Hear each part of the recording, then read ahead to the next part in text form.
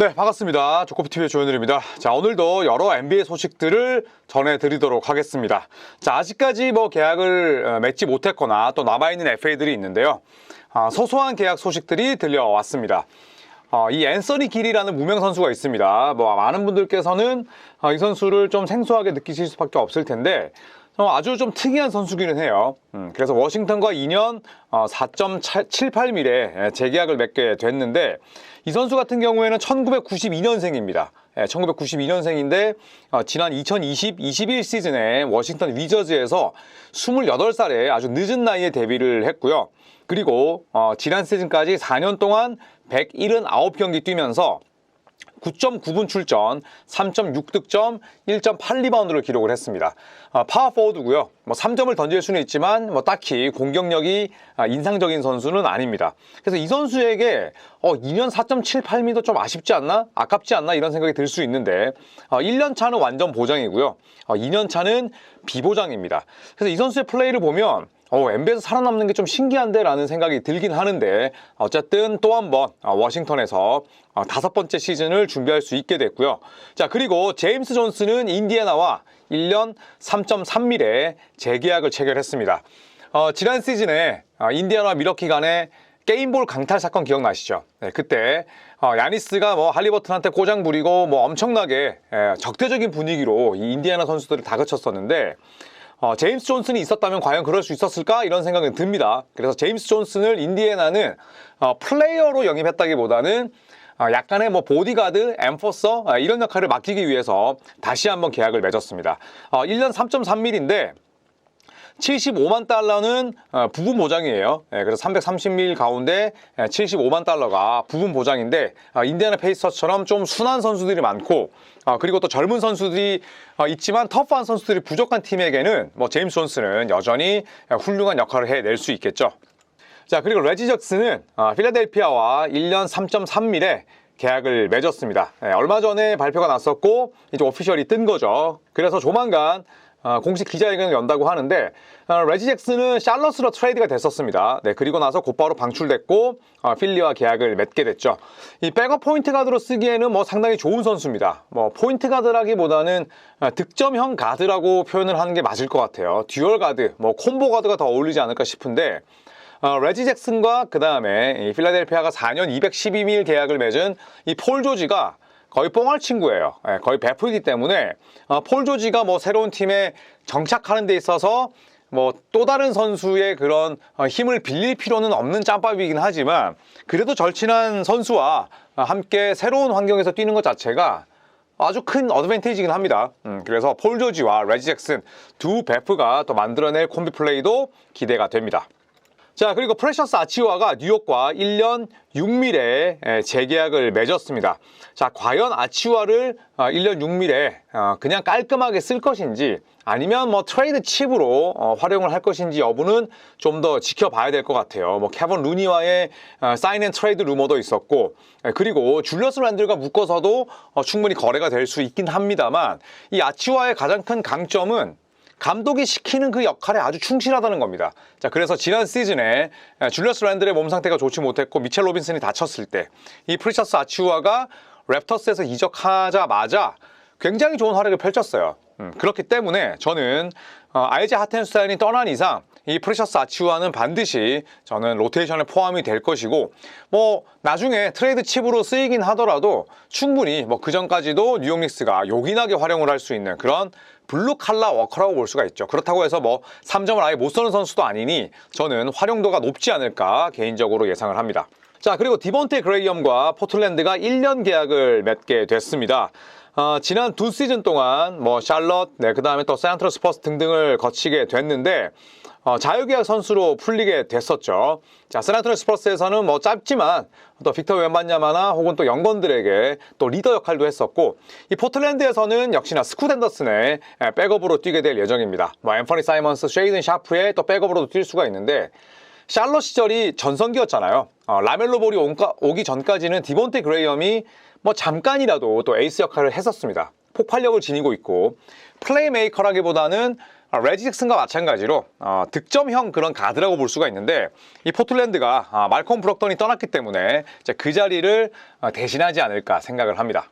자, 그리고 이제 화두가 줄리어스 랜들입니다. 줄리어스 랜들이 뭐랄까요? 약간 좀 닭갈비가 된 느낌이에요. 약간은 좀 계륵이 된 그런 인상을 지울 수가 없는데 8월 초부터 줄리어스 랜들은 뉴욕 닉스와 연장 계약이 가능합니다.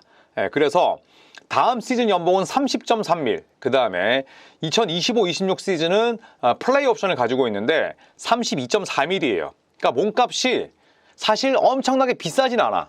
왜냐하면 줄리어스 랜들도 제일런 브런슨과 마찬가지로 1년 빠르게 계약을 맺었단 말이에요.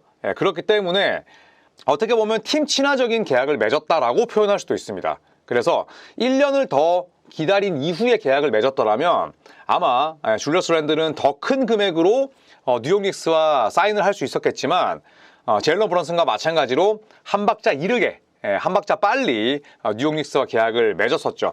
자, 그렇기 때문에 줄리어스 랜들 입장에서는 내가 이렇게 계약을 맺어줬다는 좀 표현은 그렇지만 내가 1년 빠르게 팀 친화적인 계약을 맺었는데 지금 이 팀의 무게중심이 완전히 노바 네이션이 된 거야. 빌라노바 출신 선수들이 휘어잡다 보니 랜들 입장에서는 그래, 닉스 구단이 나를 조금 더 귀하게 생각하고 애지중지하려면 이번에 나는 돈을 많이 받아야 돼. 그렇잖아요. 사실 선수는 가장 쉽게 팽당할 때가 언제냐? 내 기량이 떨어졌는데 이 선수의 몸값이 비싸잖아요. 그럼 쓸 수밖에 없어. 왜냐? 구단 수뇌부의 생각이 결국 틀리지 않았다는 걸 증명하기 위해서라도 몸값이 비싼 선수들은 씁니다. 그런데 만약에 이 선수의 몸값이 떨어지거나 아니면 그냥 버리거나 트레이드 시켜도 별로 부담스럽지 않은 그런 금액이라면 더 팽당하기 쉽거든요. 자, 그래서 저는 개인적으로 뉴욕 닉스가 갖고 있는 생각과 줄리어스 랜들의 계획은 굉장히 상충될 것이다 라고 봅니다. 줄리어스 랜들 입장에서는 내가 보상받고 싶은 마음이 있을 테고, 뉴욕 닉스는 그래, 랜들 네가 1년 빠르게 계약 맺어준 건 고마운데 너 없이도 우리가 작년에 워낙 잘했잖아. 너 이번에도 만약에 재계약을 하고 싶으면 양보해라. 우리는 이 정도밖에 못 준다. 저는 그런 약간의 뭐랄까요, 평행선을 달리지 않을까 그런 생각을 합니다. 자, 그래서 일단 줄리어스 랜들이 지금 시점에 연장을 하잖아요. 다음 달 이후에. 그러면 140% 인상이 되고, 그리고 약 42밀에서 시작하는 4년 연장 계약이 가능합니다. 다음 달에 하게 되면. 그런데 줄리어스 랜들이 다음 여름까지 기다린다. 그러니까 1년을 더 기다려요. 그리고 나서 플레이 옵션을 이제 포기하고 그 다음에 FA 시장에 나오게 되면 셀러리 캡의 35%까지 계약이 가능합니다. 그런데 35%를 받을 수 있겠냐 이거죠. 그러니까 줄리어스 랜들 입장에서도 고민이 되고, 뉴욕 닉스는 랜들은 반드시 필요하고 티보도 감독이 좋아하는데 얘한테 지금 이 정도 돈을 쓸 수는 없다라는 입장일 것 같습니다. 그래서 랜들과 닉스 간의 연장 계약은 굉장히 난항을 겪지 않을까 개인적으로 예상을 해봅니다. 자, 그리고 제라미 그랜트에 대한 소식을 한 번 더 전해드리겠습니다. 제라미 그랜트는 리빌딩 상황에서 장시간 있는 거를 원하지는 않지만 그렇다고 해서 트레이드를 먼저 요청한 적은 없다라는 소식입니다. 자, 포틀랜드는 제라미 그랜트를 팔 수는 있어. 그런데 1라운드 픽 2장은 줘야 돼 라는 입장이고, 레이커스를 비롯한 리그 전반적인 평은 그랜트에게 1라운드 픽 2장은 태울 팀 없을걸? 한 장이면 몰라도 지금 이런 상황이죠. 그래서 포틀랜드는 또 짐짓 여유로운 척을 할 수 있습니다. 그래, 그럼 우리는 그랜트 써도 돼. 왜냐? 유망주와 겹치지도 않아. 그 다음에 애가 욕심도 없어. 그 다음에 악성 계약도 아니야. 쓰면 되니까 요대로 갑시다. 그리고 제라미 그랜트는 본인이 나고 자란 곳이 포틀랜드고, 그 다음에 약팀에서 내가 조금 더 에이스 놀이를 하는 게 지금으로서는 제라미 그랜트가 더 선호하는 그런 상황이기 때문에, 역시나 제라미 그랜트가 레이커스뿐만 아니라 다른 팀과의 그런 딜도 저는 구체화되지는 못할 것 같습니다. 자, 그리고 이번 오프시즌에 사골 같은 소식이죠. 마카넨의 골생 가능성이 점점 떨어지는 것으로 보입니다. 자, 토니 존스의 보도에 따르면 라우리 마카넨 자체가 트레이드를 원치 않고, 그 다음에 유타와 재계약 확률이 매우 높다는 소식입니다. 8월 6일에 계약을 맺을 수가 있어요. 그래서 이 라우리 마카넨과 관련한 트레이드 루머는 8월 6일을 기점으로 급변하거나 아니면 아예 사라지거나 둘 중에 하나일 것 같고요. 또 유타는 지속적으로 포젬스키를 원하고 있습니다. 우리 쿠민가 필요 없고 무디 필요 없고 포젬스키 주면 그때 우리 협상을 시작해보자라는 그런 스탠스예요. 그래서 유타는 브랜든 포젬스키가 포함되지 않는다며 마카넨을 내보낼 계획이 전혀 없다. 그래서 기존의 그런 입장을 고수하고 있는 거죠.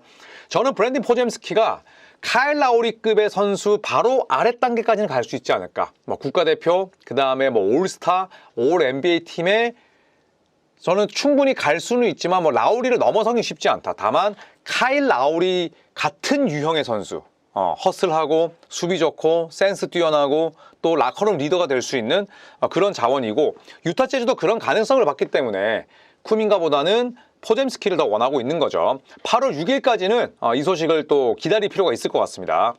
자, 그리고 마지막 소식입니다.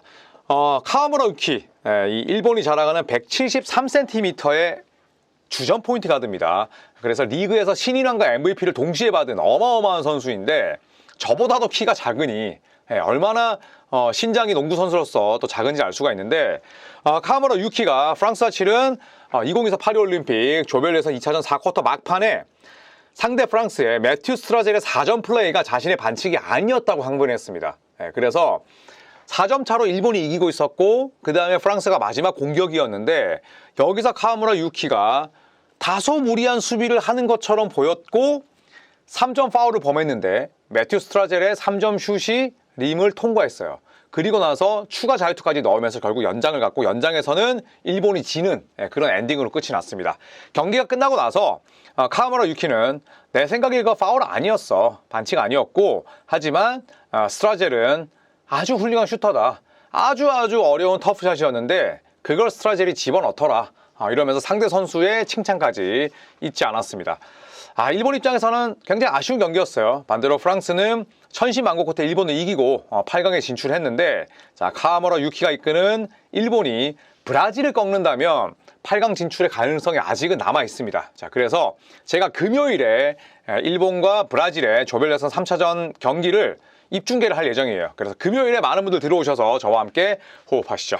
자, 이상 NBA를 둘러싼 또 올림픽을 둘러싼 여러 이야기들을 모아봤습니다. 자, 여러분의 생각에 줄리어스 랜들은 어떻게 될까요? 댓글 남겨주시면 감사하겠습니다. 고맙습니다.